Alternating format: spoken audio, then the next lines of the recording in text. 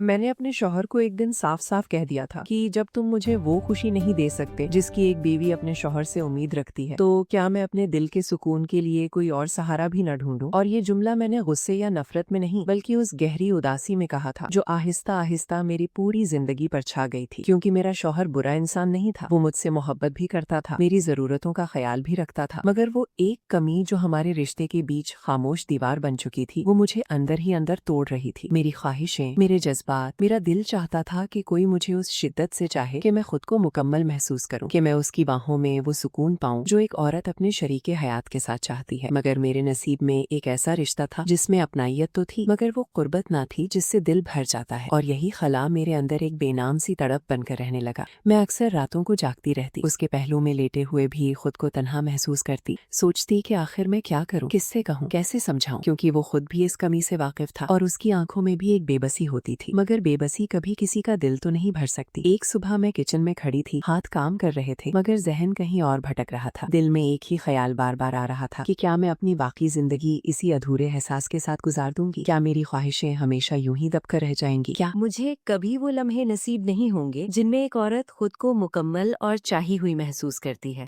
اور انہی الجھے خیالات میں اچانک مجھے اپنے ماضی کا ایک چہرہ یاد آیا، وہ دوست جو کبھی مجھے بہت چاہتا تھا، جس نے مجھ سے شادی کی خواہش ظاہر کی تھی، مگر میں نے خاندان اور حالات کی وجہ سے انکار کر دیا تھا۔ شادی کے بعد میں نے خود ہی اس سے رابطہ ختم کر دیا تھا تاکہ اپنے نئے رشتے کے ساتھ انصاف کر سکوں، مگر اس دن پہلی بار میرے دل نے مجھے ماضی کی طرف پلٹ کر دیکھنے پر مجبور کیا۔ اسی لمحے میرا شوہر کچن میں آیا اور ہلکے سے مسکرا کر بولا کہ سوہا کیا ہوا؟ میں کب سے ناشتے کا انتظار کر رہا ہوں اور تم یہاں کھڑی سوچوں میں کھو گئی ہو۔ اس کی آواز میں شکایت سے زیادہ اپنائیت تھی، مگر نہ جانے کیوں میرے اندر جمع ساری تلخی اچانک لفظوں میں ڈھل گئی۔ میں نے پلٹ کر اسے دیکھا اور کہا، ہاں میں تو تمہاری ہر ضرورت پوری کرنے کے لیے ہوں، وقت پر کھانا، وقت پر ناشتہ، ہر خیال رکھنا، مگر ایک بیوی کو جو سب سے زیادہ چاہیے وہ تم نہیں دے سکتے۔ اس کے الفاظ سن کر اس کا چہرہ بجھ سا گیا۔ اس نے آہستہ سے کہا کہ میں جانتا ہوں اور میں خود بھی اس بات سے بہت پریشان ہوں، مگر میں کیا کروں؟ اس کی بے بسی سچی تھی مگر میرے زخم بھی سچے تھے۔ میں نے دکھ سے کہا کہ جب تم مجھے وہ زندگی نہیں دے سکتے تھے تو شادی کیوں کی، میری زندگی کیوں باندھ دی؟ اس نے سر جھکا کر کہا کہ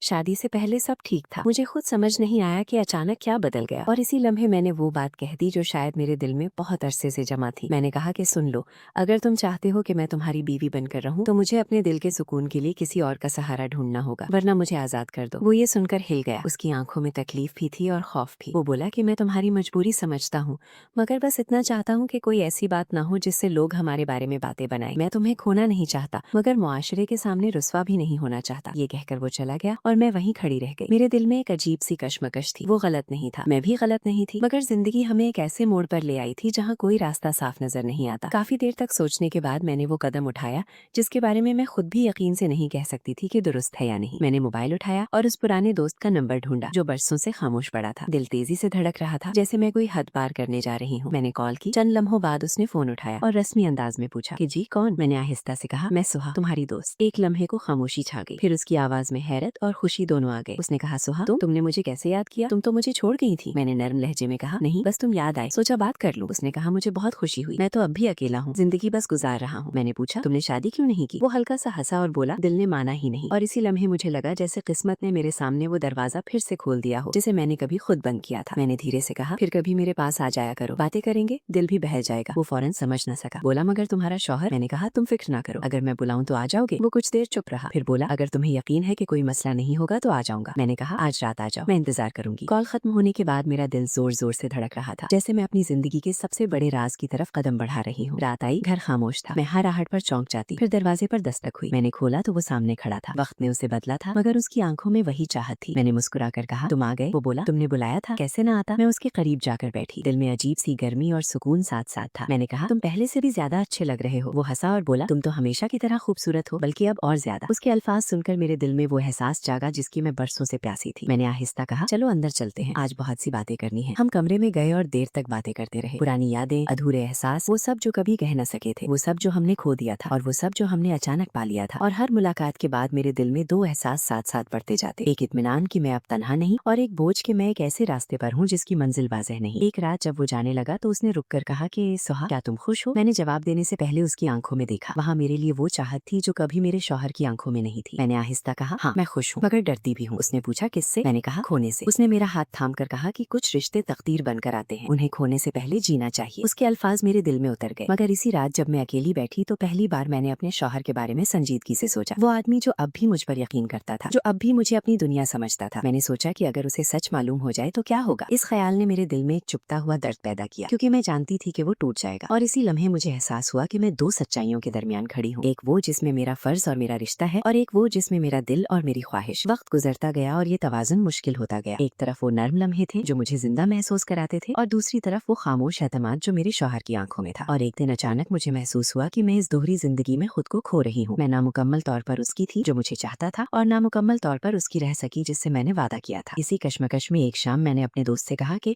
शायद हमें रुक जाना चाहिए। उसने चौंक कर पूछा, क्यों? मैंने कहा, क्योंकि कुछ रिश्ते दिल को सुकून देते हैं मगर जिंदगी को मुश्किल बना देते हैं। उसने देर तक मुझे देखा और फिर धीरे से कहा कि अगर ये तुम्हारा फैसला है तो मैं इसे कबूल करता हूँ, मगर एक बात याद रखना, तुम हमेशा चाही जाने के काबिल हो। इस जुमले ने मेरी आंखों में नमी भर दी, क्योंकि यही वो एहसास था जिसकी तलाश ने मुझे इस रास्ते तक पहुंचाया था। उसके बाद हमारी मुलाकातें खत्म हो गईं, मगर उसके अल्फाज मेरे दिल में रह गए। मैं आहिस्ता आहिस्ता अपने रिश्ते की तरफ वापस आई, मगर अब मैं बदल चुकी थी। अब मैंने अपने शौहर को सिर्फ उसकी कमी से नहीं देखा, बल्कि उसकी मोहब्बत से भी देखना शुरू किया। मैंने उसके साथ वक्त गुजारना शुरू किया, बातें करना, उसके करीब बैठना, उसकी खामोशियों को समझना। और एक दिन मैंने उससे आहिस्ता कहा कि हमें एक दूसरे को नए सिरे से समझना होगा। उसने हैरत से मुझे देखा और फिर उसकी आंखों में उम्मीद की रोशनी आई। वक्त लगा, मगर हमारे दरमियान एक नई कुर्बत पैदा होने लगी। वो शायद कामिल न थी मगर सच्ची थी, और मुझे पहली बार एहसास हुआ कि बाज़ औक़ात इंसान जिस सुकून की तलाश में भटकता है वो किसी और में नहीं बल्कि अपने ही रिश्ते को समझने में मिलता है। मेरे माजी का वो राज हमेशा मेरे दिल में खामोश याद बनकर रहेगा, मगर उसने मुझे एक सच सिखाया कि ख्वाहिश और जिम्मेदारी के दरमियान तवाजुन ही असल पुख्तगी है। और आज जब मैं अपने शौहर के साथ बैठी हूँ